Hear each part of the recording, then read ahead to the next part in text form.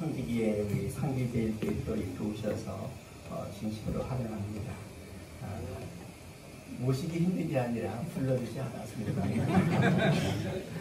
색소폰 아주 잘 부르신 것 같아요. 지금 저 앞에서는 지금 이제 배우고 있는 분들이 계십니다. 아마 우리 집사님이 더 잘 부르지 않을까 생각이 드는데 아마 저기 방해될까봐 살살 부르신 것 같아요. 그래서 감사합니다. 우리 옆사람이 한번 인사합니다. 참 잘 오셨습니다. 네, 감사합니다. 사람이 한평생 살아오면서 인생의 전환점을 이룰 때가 있습니다. 바로 그때는 추락하는 인생이고 또 어떤 경우에는 바로 이 비상하는 인생이 있다라고 하는 겁니다. 추락하는 인생이라고 하는 것은 우리가 잘 알고 있듯이 이 잘 나가다가 갑자기 내리막길로 꽂는 것을 가리켜 말하는 것이고, 추락하는 인생 말고 비상하는 인생이라고 말했을 때에는 자신의 앞길이 험난하여도 아무것도 보이지 않았었는데 이 모든 것들이 활짝 피어나는 것 같은 그런 모습들이 펼쳐지는 것을 가리켜 말하는 것입니다. 그렇다면 오늘 이 자리에 참석한 우리 사랑하는 청지기 회원들은 어떠한가라고 하는 것입니다. 내 인생은 비상하는 인생인지 아니면 추락하는 인생인지 스스로 한번 생각해 볼 필요성이 있습니다. 근데 오늘 여기 성경 본문 말씀을 보게 되면 추락하는 인생과 비상하는 인생을 우리에게 보여줍니다. 그 사람은 사울왕과 그리고 다윗입니다. 사울왕은 이스라엘의 초대 왕이죠. 참으로 잘 나가던 사람입니다. 그런데 갑자기 그의 인생이 추락하는 것을 봅니다. 하지만 다윗은 이새의 말제 아들로서의 태어났고 그 누구도 주목하지 않았던 사람이었는데 그는 비상하는 모습을 보게 됩니다. 그렇다면 우리는 이런 질문을 하나 하게 되죠. 사울왕이 추락하게 된 이유가 무엇이고 다윗이 비상하게 된 이유가 대체 무엇일까라고 하는 것입니다. 오늘 여기 사울과 다윗의 모습에서 우리는 추락하는 인생과 비상하는 인생을 찾아볼 수 있는 그 모습을 보면서 우리 사랑하는 청지 회원들도 추락하는 인생이 아니라 비상하는 인생이 되는 은혜가 있기를 주님의 이름으로 축원합니다. 실제로 세상에 많은 사람들은 추락하는 인생은 돈이 없으면 추락한다라고 말합니다. 비상하는 인생은 돈이 많고 권력이 있고 그 내가 뭘 갖고 있으면 비상한다라고 생각을 합니다. 정말 그럴까요? 오늘 여기서 나와 있는 본문을 보게 되면 전혀 그렇지 않냐함을 우리에게 알려주고 있습니다. 우리가 잘 알고 있는 내용이지요. 오늘 본문 내용은 아마 모르긴 해도 사랑하시는 여러분들이 교회에서 열심히 일을 하다 보게 되면 목사님들이나 아니면 그 외에 많은 이런 그 설교자들을 통해 가지고 들었던 이야기가 오늘 여기 성경 속에 나와 있는 본문들이 아닐까라는 생각을 해보게 됩니다. 우리가 잘 알고 있는 것처럼 평안했던 이스라엘 주변에 있는 블레셋 군대가 쳐들어왔지요. 그리고 이 골리앗을 앞세워서 온 겁니다. 그런데 놀랍게도 사울왕을 비롯해서 이 이스라엘 군대는 골리앗 앞에 이 억압을 당해서 꼼짝을 못하고 있었습니다. 바로 그때에 이 누가 나타나느냐, 이 이새의 아들 다윗이 형들의 안부를 궁금해하는 아버지의 이 이야기를 듣고 그곳에 도착을 한 겁니다. 그런데 이 할례받지 아니한 골리앗이 할례받은 이스라엘 백성들을 모독하는 것을 보고 견디지를 못하는 거죠. 그래서 다윗이 자기가 나가서 싸우겠습니다 라고 해서 싸우게 된 겁니다. 그런데 결과는 우리가 잘 알듯이 이 골리앗이 죽는 것 아니겠습니까?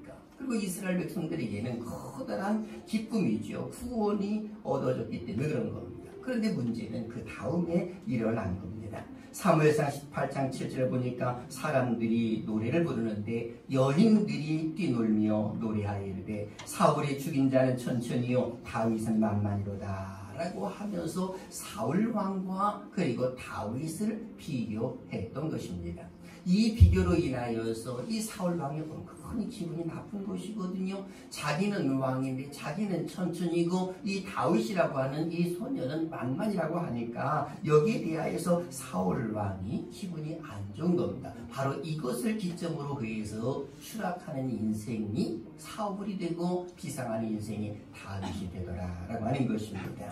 자, 그렇다면 오늘 우린 질문이 이제 두 가지가 생깁니다. 첫째는 사울 왕이 추락하게 된 이유, 그리고 두 번째는 다윗이 비상하게 된 이유, 이걸 볼 것입니다. 첫째, 사울 왕이 추락하게 된 이유가 대체 뭐냐 했을 때에 여기 보니까는 사울 왕은 인생이 비상하지 못하고 추락하는 인생이 되었는데 그 이유는 다윗을 주목했기 때문에 그런 겁니다. 오늘 여기 성경 잠깐 한번 보시겠습니까? 9절을 한번 보십시오. 9절 보니까 성경 이렇게 기록합니다. 다 같이 읽습니다. 시작. 그날 이후로 사울이 다윗을 주목하였더라. 아멘. 여기 보니까 사울 왕이 마음에 상처를 받은 거예요. 상처를 받아서 그걸 다윗을 바라보는 것이거든요. 이런 마음에 상처 있는 상태로 사람을 보면은요, 그 사람이 아무리 선한 말을 해도 밉습니다.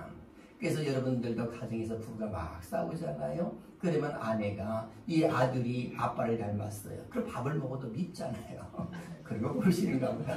이 실제로 그렇게 있을 수 있는 것이거든요. 왜냐하면 상처를 받았기 때문에 그런 거예요. 이 마음의 상처에. 그러니까 지금 여기 다윗을 지금 주목하고 있는 그 모습은 좋은 상태에서 주목하는 것이 아니라 저놈이 인기가 많고 내가 인기가 하락했구나 라고 해서 주목하는 겁니다. 이것뿐만이 아닙니다. 10절도 보십시오. 악령이 사울에게 내렸거든요. 10절 읽어볼까요? 시작. 그 이튿날 하나님께서 보내시는 악령이 사울에게 힘있게 내리매 그가 집안에서 정신없이 떠들어대므로 다윗이 평일과 같이 손으로 수금을 타는데 그때에 사울의 손에 창이 있는지라. 아멘. 여기가 악령이 들었다는 거예요. 그렇게 추락할 수밖에 없는 겁니다. 엉뚱한 것을 주목을 합니다. 그리고 악령이 들었습니다. 그리고 여기 11절을 보니까 다윗을 죽이려고 합니다. 어떻게 죽이려고 합니까? 창을 던지는 겁니다. 다윗을 벽에 박으리라 하면서 이것을 창을 던졌는데 한 번도 아니고 두 번을 던진 겁니다.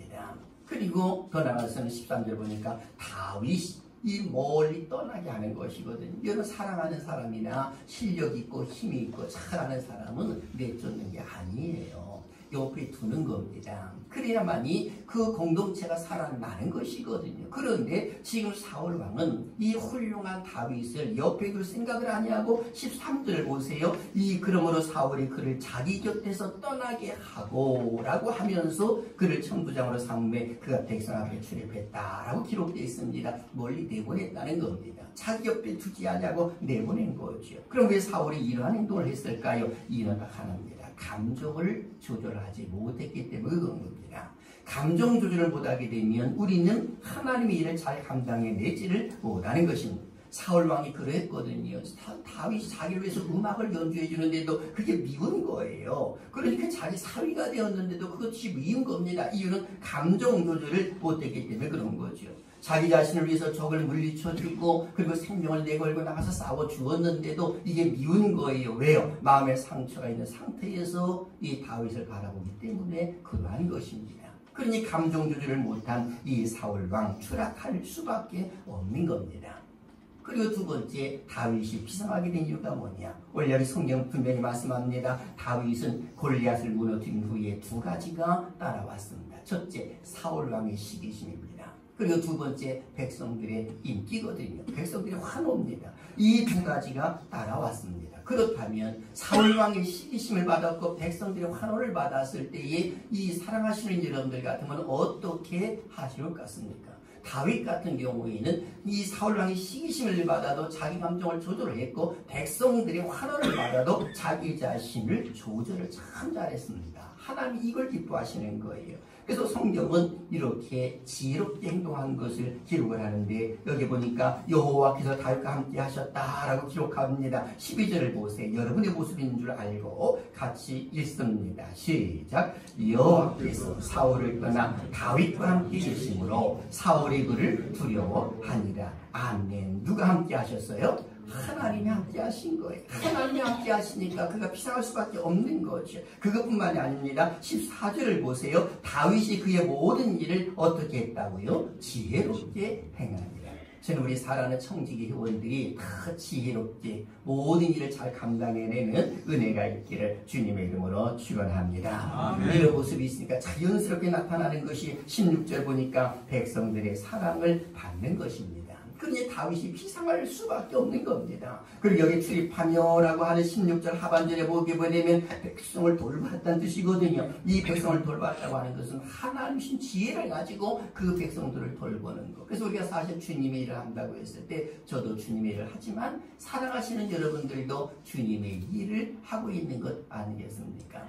여기 서 있는 이 종은 설교자로서의 목회자로 서 있는 것이고 주의를 하는 것이고 사랑하신 여러분들은 성전을 이렇게 잘 관리해 나가면서 그러니까는 직무만 다를 뿐이지 다 똑같은 하나님의 청직이에요. 저도 청직이고 사랑하신 여러분들도 청직이 주님의 일을 다 감당해내는 그러니까 우리의 몸에도 여러 지체가 있지 않습니까? 눈이 있고 손이 있고 발이 있는데 그 지체마다 자기의 역할을 잘 감당해내어야 그 공동체가 세움 받는 것이지 내가 이거 하겠어 하게 되면은 그 몸이 세움 받을 수가 없는 것처럼 공동체도 똑같은 것입니다. 그러니 이 여기 나와 있는 다윗처럼 지혜롭게 행동하는 그 모습이 얼마나 중요한 것인지 모릅니다. 사실 다윗도 예전에는 많은 상처를 받은 사람이에요. 그 상처를 많이 받았는데도 그 상처를 여기지 않습니다. 예를 들면 사무엘상 16장을 보면 사무엘이 이제는 그 왕을 삼으려고 기름 부음을 주려고 이새에게 찾아왔잖아요. 그런데 아버지로부터 그는 멀리 떨어져 있는 아이. 아버지의 시선에도 들어오질 않았습니다. 그러니 그 첫째 아들서부터 일곱째 아들까지 전부 이렇게 보니까 하나님이 아니라고 하셨을 때에 또 없습니까? 했더니 하나가 있긴 있는데 그는 양을 칩니다. 이렇게 말했거든요. 그를 데려와라 했을 때에 이 다윗을 그때 데려오는 그런 모습이 있지 않습니까? 아버지 시선에도 없는 사람이었어요. 어디 그것뿐이에요. 이 사무엘상 17장 28절 보게 되면 다윗이 큰 형 엘리야로부터 모멸감을 느낍니다. 다시 말하게 되면 그 형들이 동생을 미워하는 거예요. 그런데도 여기에 대해서 그는 이 굴하지를 않습니다. 감정 조절을 참 잘했다는 겁니다.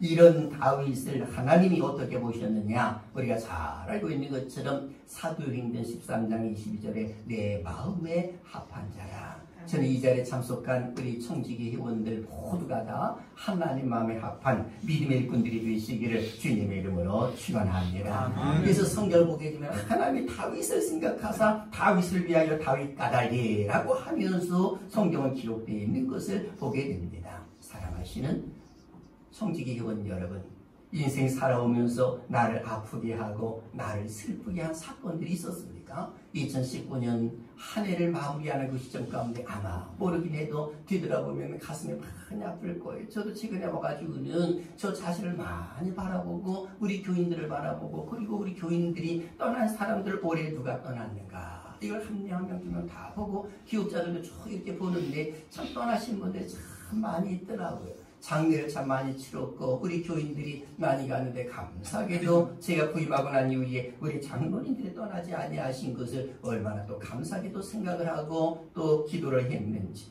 그래서 얼마 전에는 우리 이월로 장로님들 모시고 어디를 다녀왔는데 다녀오면서 그래도 우리 장로님들이 이 지교를 떠나지 않냐고 함께 이렇게 동역해 주셔서 얼마나 감사한지 모르겠습니다 라고 해서 제가 인사를 드리고 진지를 마시는 것을 대접해 드렸습니다. 물론 부인들은 떠난 경우도 있고요 말입니다.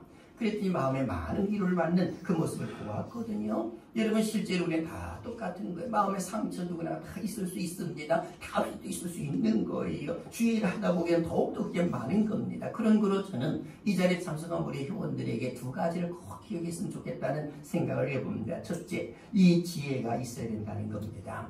사울 왕은 지혜가 없었지만 다윗은 지혜가 있었거든요. 그래서 여기 14절에 다윗이 그 모든 일을 지혜롭게 행하니라고 성경을 기록해 놓고 있는 겁니다. 여기서 말하고 있는 지혜는 원어로 보게 되면 호크마라고 이렇게 말해요. 이 뜻은 이해력 또는 분별력이에요. 주님의 일을 할 때에 분별력이 없으면 이거 참 일하기가 어려워요. 이해력이 없으면 더더욱이 힘듭니다. 다시 말하게 되면 이 교회에 오시는 분들은 의인이 오는 것이 아니라 죄인들이 오는 것이거든요. 세상 속에서 찌들렸다가 어떤 경우는 교회에 스트레스를 풀려고 오시는 분들도 실제로 있는 경우가 있습니다. 그런 경우도 있는데 그렇다면 우리 주의를 하는 사람들은 어떠하냐? 그것을 받아줘야 되느냐? 아니면 싸워야 되느냐? 이거 아니겠습니까? 그런데 실제로 교육자들은 싸우는 사람들도 있습니다. 우리 부교육자들도 예전에 보니까는 싸워가지고 청년 하나가 나간 그것이 이 가슴 아프게 저한테 지금 자리매김을 하고 있는데 이 실제로는 싸우면 안 되는 거예요. 교회 안에서 일하는 사람들은 이해력과 분별력을 가지고 그리고 포용할 수 있는 거 그리고 하나님께 맡겨주라는 거 하나님이 다 해결해 주거든요. 한번 따라 하실래요? 하나님께서 해결해 주십니다. 그래서 하나님이 주시는 지혜를 가지고 이해하고 분별력을 가지고 주의를 하는 것 이것이 무엇보다도 필요한 겁니다. 그래서 잠언서 3장 13절에 지혜를 얻은 자와 명철을 얻은 자는 복이 있나니. 그럼 우리가 갖는 지혜는 뭐예요? 모세가 가졌던 지혜거든요. 이런 모세는요, 앞에 홍해바다, 뒤에는 바로 우리가 쫓아왔을 때에 그가 했던 지혜가 뭔지 아시죠? 백성들에게 말합니다. 잠잠하십시오. 오늘 바라본 애국 사람들을 다시는 보지 못할 것입니다. 그러더니 그가 무엇을 했느냐? 하나님 앞에 가서 다 엎드린 겁니다. 기도하는 겁니다. 기도를 했더니 하나님이 출애굽기 14장 15절에 여호와께서 모세에게 이르시되 너는 어찌하여 내게 부르짖느냐 하시면서 이스라엘 백성들을 명하여 바다로 나가게 하고 하면서 하나님의 응답을 주십니다. 이것이 우리의 지혜거든요. 여기 서 있는 저나 사랑하시는 여러분들의 지혜는 바로 이런 지혜를 가져야 되더라라고 하는 것입니다. 그리고 두 번째는 때를 기다릴 줄 알아야 합니다.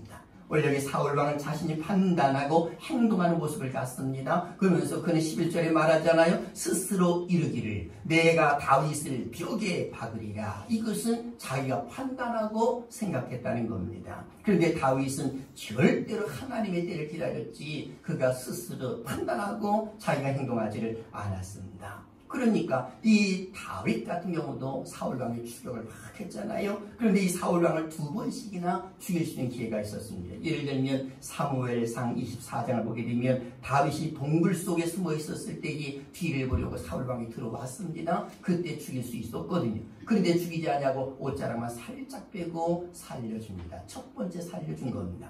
그리고 두 번째 사무엘상 26장이 잘 나타나 있는데 3,000명의 병사들을 이끌고 십광야로 옵니다.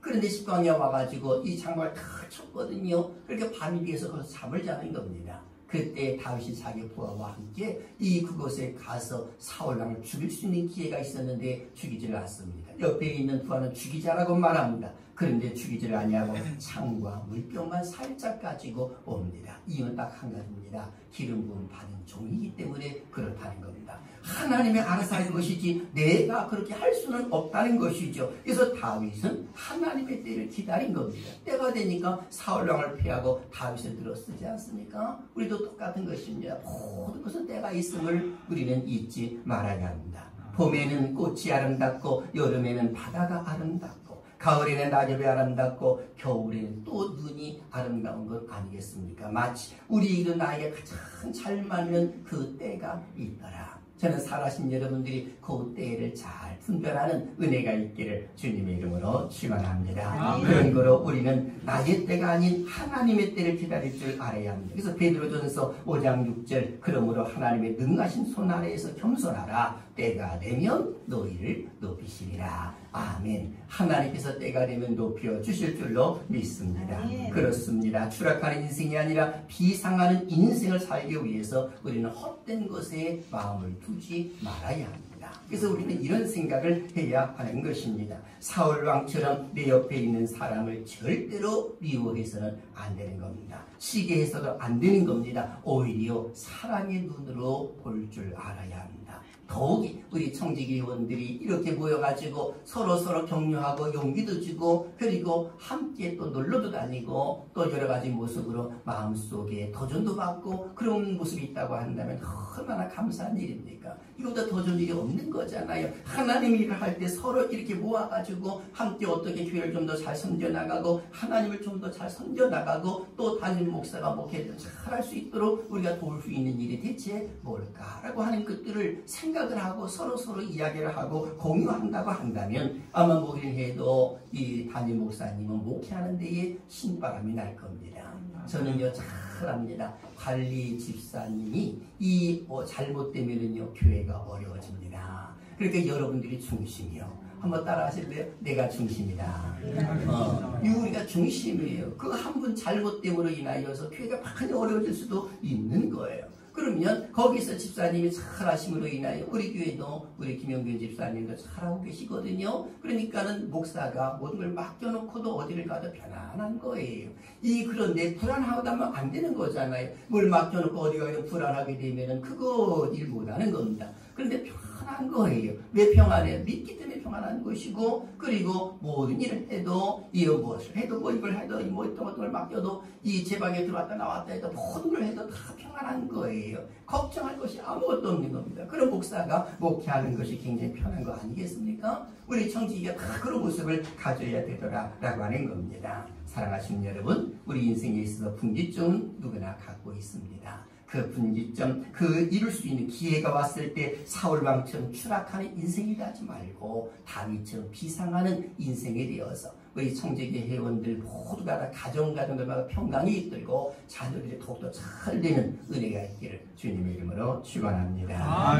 기도하시겠습니다. 고마우신 아버지 하나님, 이렇게 우리 사랑하는 귀한 청지기 회원들을 우리 상계제일께서 모이게 하여 주심을 참으로 고맙고 감사합니다. 하나님의 사랑 가운데 부름받은 신실한 믿음의 일꾼들이 들로 믿사오니 하나님의 일을 감당해낼 때에 어리석게 사울왕처럼 행동하지 말고 감정 조절도 잘하고 하나님의 허락해 주시는 지혜를 가지고 교회를 잘 섬겨나갈 수 있는 우리 청지기 회원들 되어서 하나님 주시고자 하신 상급과 면류관을 받아 누리되 슬레비한 자손들의 잘된 모습들 바라보도록 인도하여 주시옵소서. 오늘 회원들에게 성령의 은혜와 기름 부심이 함께하여 주시고 올 한해도 잘 마감하게 하시고 새해에는 더욱더 좋은 일들이 많이 펼쳐져서 기쁨의 소식들이 증거될 수 있는 은혜도 허락하여 주시옵소서. 예수님의 이름으로 기도드립니다. 아멘. 많은 은혜 받았습니다. 목사님 감사합니다. 추락하는 인생 되지 말고 비상하는 우리 청지기 회원들이 되시기 바라겠습니다. 아멘. 이 시간 우리 충독계를 위해서 우리가 이제 헌금하기로 했는데요.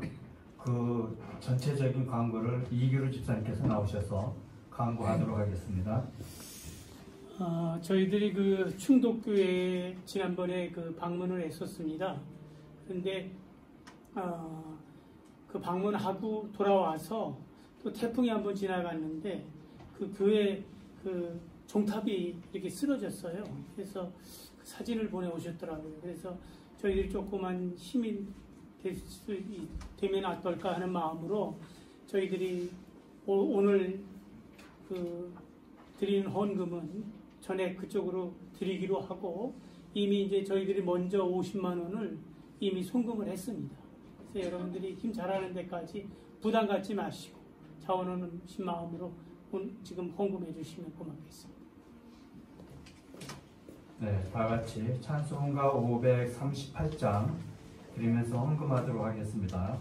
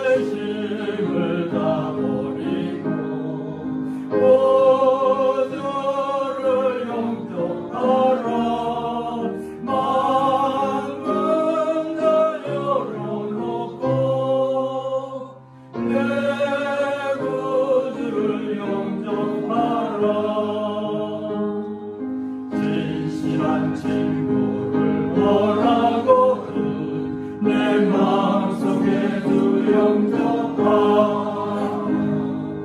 내 맘의 변화를 원하거든 내 구주를 영접하라 의심을 다 버리고 구주를 영접하라 마음은 다 열어놓고 내 구주를 영접하라 즐거운 찬송을 하려거든 내 마음속에 주 영접하며 편안한 복지에 가려거든 내 구주를 영접하라네 의심을 다 버리고 구주를 영접하라 마음은 다 열어놓고 내 구주를 영접하라. 아멘. 이 시간은 저희 담임 목사님 나오셔서 헌금 기도와 축도로서 예배를 마치도록 하겠습니다. 감사하신 하나님, 이렇게 우리 사랑하는 청지기회를 은혜로 축복을 함께 하여 주셔서 한 자리에 모여서 예배할 수 있는 은혜를 주시고 귀한 헌금 하나님 앞에 드릴 수 있도록 복 주심을 감사합니다. 드린 손길들마다 주님 기억된 바되게 하시고 드리고도 남는 12광주의 축복을 허락하여 주시옵시고 섬기는 교회마다 샘물 나는 하나님의 역사심이 일어나도록 복 내려 주시옵소서. 이 헌금 닿는 곳곳마다 하나님의 영광이 드러나게 하시고 어려운 교회 속에 아버지 하나님 함께 하심으로 인하여 다시 한번 일어설 수 있는 축복하심도 허락하여 주시고 성령님께서 다스려 주시고 통치하여 주셔서 부흥의 역사가 일어나도록 복 내려 주시옵소서. 지금은 우리를 구속하신 예수 그리스도의 구속의 은총과 아버지 하나님의 그 크신 사랑하심과 성령님의 감동감화 은혜의 축복하심이 오늘 이렇게 청지기로 모여 살아계신 하나님 앞에 예배 드릴 때에 2019년을 잘 보내고 2020년도에 우리 하나님이 더욱더 함께 하심으로 인하여서 내가 섬기는 교회와 나 자신과 우리의 가족과 우리 청지교회가 비상할 것을 확신하고 있는 우리 원속들 머리 위에 이 나라의 민족 위에 지금부터 영원토록 함께 있을지어다. 아멘.